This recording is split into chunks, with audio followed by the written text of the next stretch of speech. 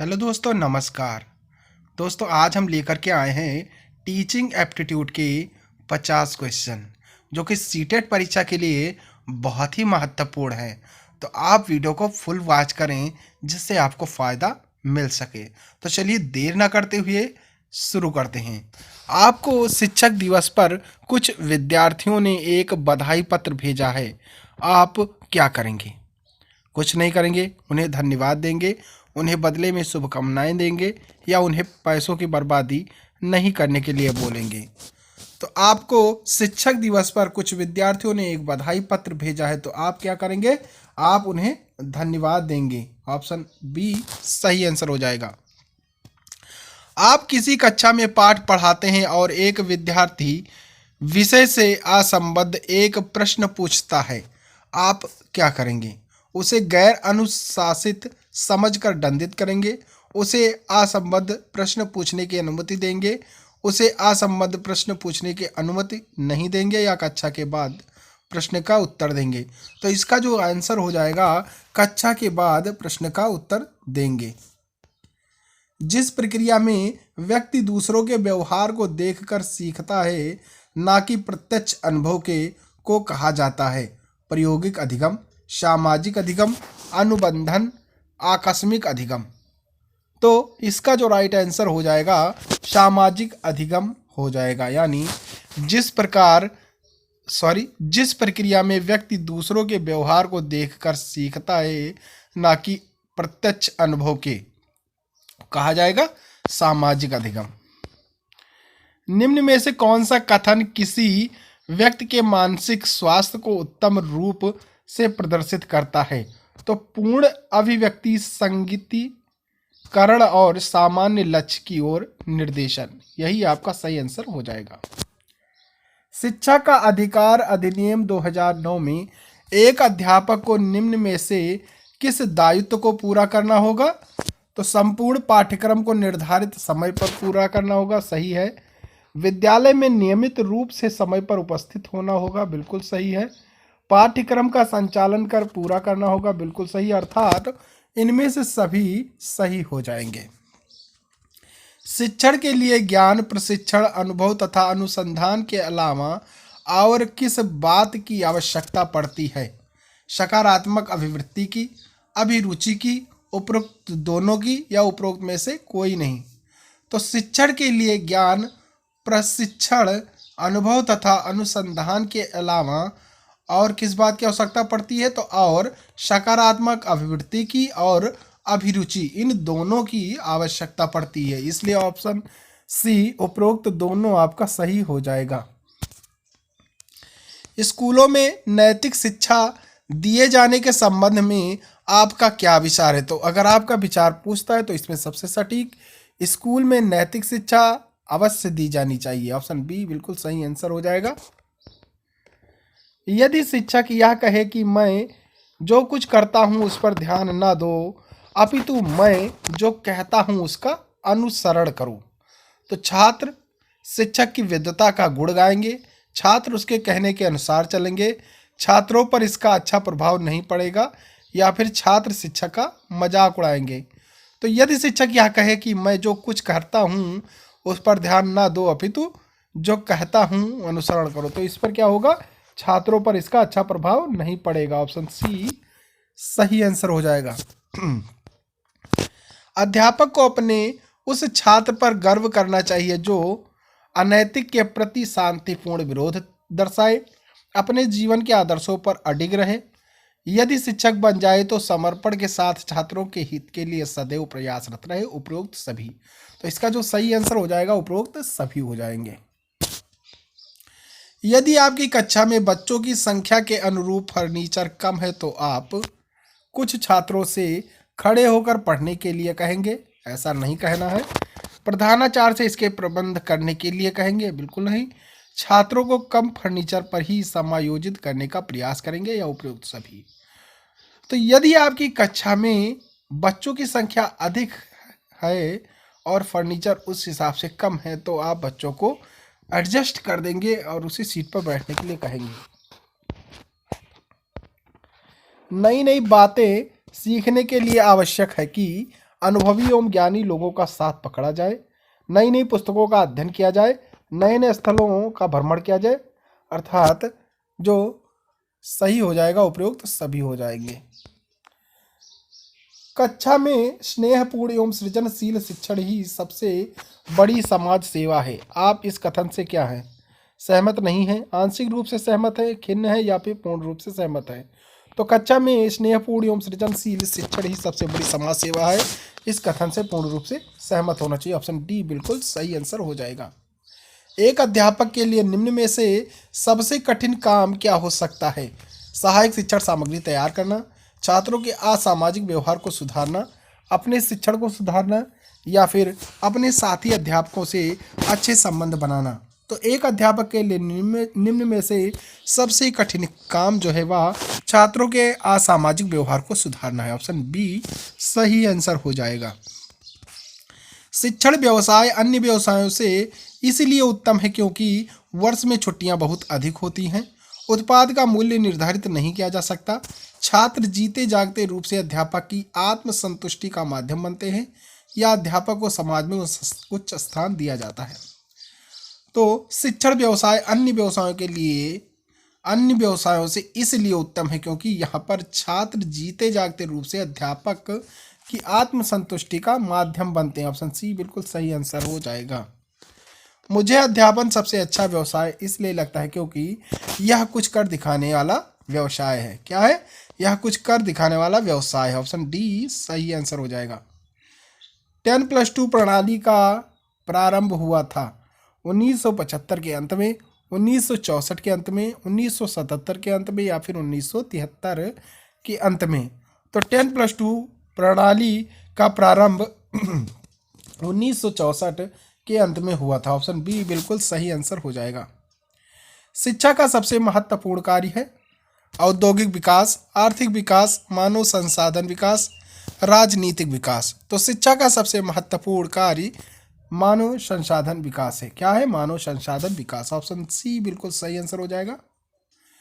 अध्यापक का कार्य है बच्चों को स्वयं सीखने में सहायता करना, बच्चों को पढ़ाना, बच्चों की गलतियां बताना या ऐसी स्थिति पैदा करना है कि बच्चे गलती ना करें।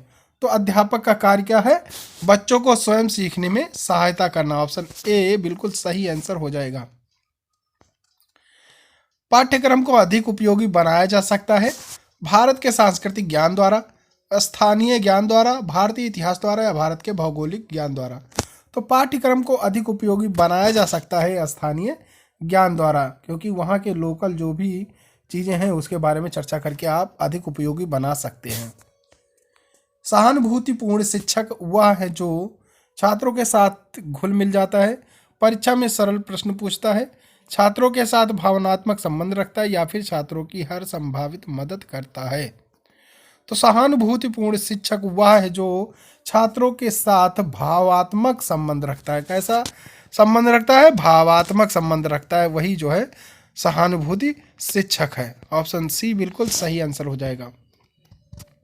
आप अपने किस शिक्षक सहयोगी को अपना हितैषी मानते हैं जो आपकी प्रशंसा एवं चापलूसी करे? ऐसा नहीं है। जो समय समय पर आपके दुख दर्द बांटे, यहाँ पर कोई दुख दर्द नहीं बांटना है। जो कुछ समय आकर अपना वाक पर बात करे या जो आपकी रुचि का सहिष्णुता लाकर दे तथा ज्ञान चर्चा करे। तो यही जो है हितैषी होना चाहिए अगर आप एक शिक्षक हैं, कि आपके रुचि से संबंधित साहित्य ला कर दे या बात करे साहित्य से संबंधित, ज्ञान चर्चा करे। ऑप्शन डी जो है बिल्कुल सही आंसर हो जाएगा।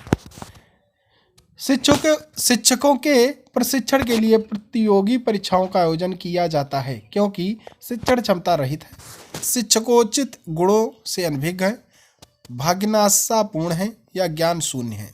तो शिक्षकों के प्रशिक्षण के लिए प्रतियोगी परीक्षा का आयोजन किया जाता है क्योंकि शिक्षकोचित गुणों से अनभिज्ञ है। ऑप्शन बी बिल्कुल सही आंसर हो जाएगा। मैं क्रोध करती हूँ जबकि, अगर आप एक टीचर हैं तो आपका आंसर इसमें से क्या होगा? आप लोग देख कर बताएं। छात्र चापलूसी करते हैं, छात्र आदेशों का अनुपालन नहीं करते, गंभीरता से शिक्षण करने के पश्चात भी छात्र सीख नहीं पाते या छात्र धोखा देते हैं। तो मैं क्रोध करती हूँ जबकि गंभीरता से शिक्षण करने के पश्चात भी छात्र सीख नहीं पाते। ऑप्शन सी बिल्कुल सही आंसर हो जाएगा। प्रायः लोग अध्यापन व्यवसाय को पर्याप्त सम्मान देने से कतराने लगे हैं क्योंकि अध्यापक की सामाजिक स्थिति दयनीय है। अध्यापक अपने व्यवसाय की उपेक्षा स्वयं करते हैं। अध्यापक आर्थिक उन्नति से वंचित है। अध्यापक राजनीतिक रूप से दुर्बल है। तो प्रायः लोग अध्यापन व्यवसाय को पर्याप्त सम्मान देने से कतराने लगे क्योंकि अध्यापक अपने व्यवसाय की उपेक्षा स्वयं करते हैं। ऑप्शन बी बिल्कुल सही आंसर हो जाएगा। आप अध्यापिका बनने पर स्वयं से प्रत्याशा करेंगी। आप सदैव कम कार्य के लिए लड़े झगड़े। आप अपने व्यवसाय में प्रशंसा हासिल करें। आप अपने छात्रों के हृदय में निवास करें या आप केवल वेतन हेतु कार्य करें। तो आप अध्यापिका बनने पर स्वयं से प्रत्याशा करेंगी। आप अपने छात्रों के हृदय में निवास करें यानी छात्रों को संतुष्ट करें। ऑप्शन सी बिल्कुल सही आंसर हो जाएगा। एक अध्यापक जो अध्यापन में रुचि विकसित कर चुका है छात्रों के व्यवहार की समस्याओं का अध्ययन करता है। ऑप्शन बी बिल्कुल सही आंसर है।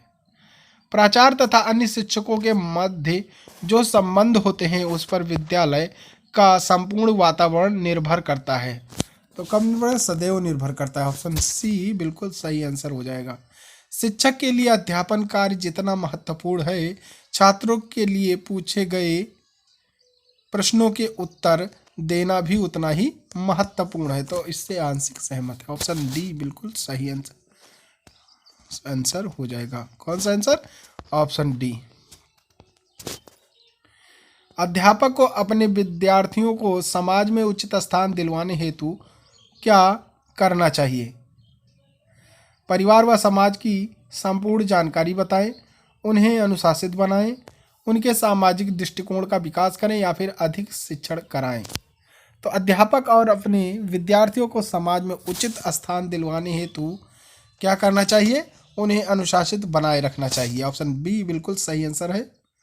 आपके मतानुसार एक अच्छा शिक्षक जाना जाता है जो विद्यार्थियों में स्वतंत्र चिंतन पैदा करने की क्षमता रखता है। ऑप्शन ए बिल्कुल सही आंसर हो जाएगा। अध्यापन कार्य हेतु प्रशिक्षण के क्या लाभ हैं? इससे नई चीज़ें सीखने को मिलती है, बिल्कुल सही है। इससे सृजन शक्ति मिलती है, राइट है।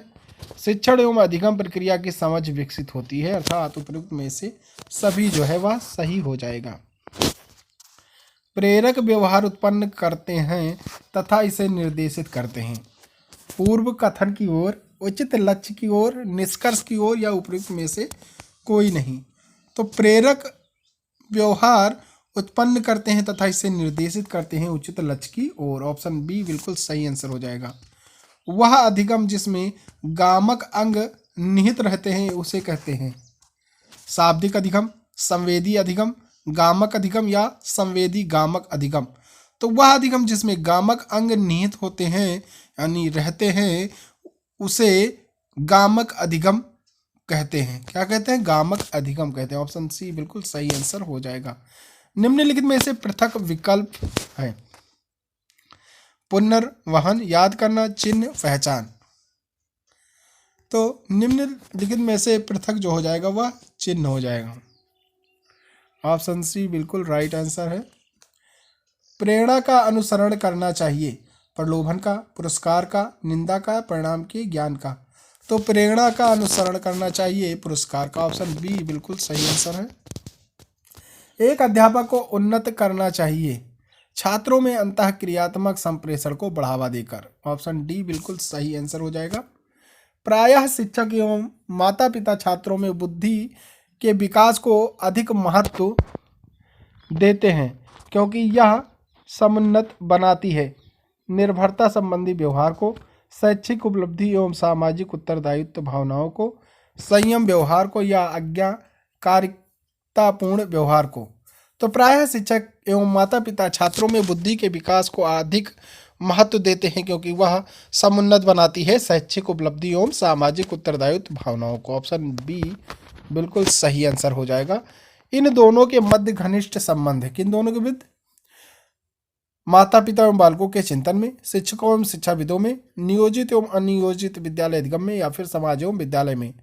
तो इन दोनों ये मध्य घनिष्ठ संबंध है किन दोनों, समाज एवं विद्यालय में घनिष्ठ संबंध है। ऑप्शन डी बिल्कुल सही आंसर है। किसी प्रेरणा आव्यूही के सफल होने के लिए कक्षा में 4 आवश्यक दशाओं में से एक का होना अवश्यंभावी है। छात्रों के लिए नियमकार प्रमाणित नहीं होना चाहिए, शिक्षक को सहयोगी होना चाहिए, कक्षा को असंगठित होना चाहिए, कक्षा में निरंतर शोर होना चाहिए। तो किसी प्रेरणा अवरोही के सफल होने के लिए कक्षा में 4 आवश्यक दशाओं में से एक का होना आवश्यक है, शिक्षक को सहयोगी होना चाहिए। ऑप्शन बी बिल्कुल सही आंसर हो जाएगा। मनोवैज्ञानिक जो कि अधिगम समस्याओं की पहचान करते हैं तथा उनका निदान खोजते हैं उन्हें कहते हैं, तो उन्हें विद्यालय मनोवैज्ञानिक कहते हैं। ऑप्शन ए बिल्कुल सही आंसर हो जाएगा। तो आज के लिए बस इतना ही। नेक्स्ट प्रैक्टिस सेट देखने के लिए आप हमारे चैनल को सब्सक्राइब कर लीजिए और बेल आइकन प्रेस कर दीजिए, जिससे कि हमारे वीडियो डालते ही आपको नोटिफिकेशन मिल सके। तो चलिए, थैंक यू। जय हिंद, जय भारत।